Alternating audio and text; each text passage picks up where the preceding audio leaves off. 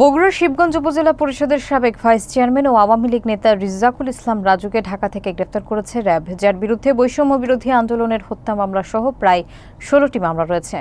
তাকে এর আগে হাতকড়া সহ পুলিশের কাছ থেকে ছিনিয়ে নেওয়া হয়েছিলেন। বিস্তারিত দেখুন ডেস্ক রিপোর্টে। বগুড়ার শিবগঞ্জে বৈষম্য বিরোধী আন্দোলনের হত্যা মামলা সহ একাধিক মামলার আসামি এবং পূর্বে হামলা করে হাতকড়া সহ পুলিশের কাছ থেকে ছিনিয়ে নেওয়া আওয়ামী লীগ নেতা রিজ্জাকুল ইসলাম রাজুকে ঢাকা থেকে গ্রেপ্তার করেছে র্যাব। পরে তাকে শিবগঞ্জ থানা পুলিশের কাছে সোপর্দ করা হয়। রিজ্জাকুল রহমান রাজু শিবগঞ্জ উপজেলার চক ভোলাখা এলাকার বদরউদ্দিনের ছেলে। তিনি উপজেলা পরিষদের সাবেক ভাইস চেয়ারম্যান এবং নিষিদ্ধ ঘোষিত ছাত্রলীগের সাবেক সভাপতি।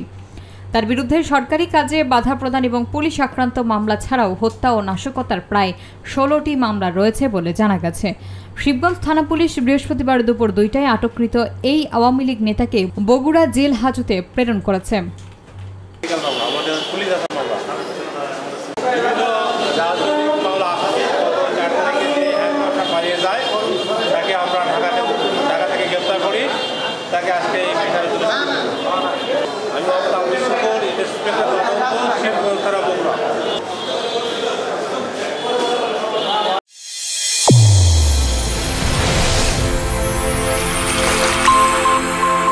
চ্যানেল A1 হৃদয়ের স্পন্দন।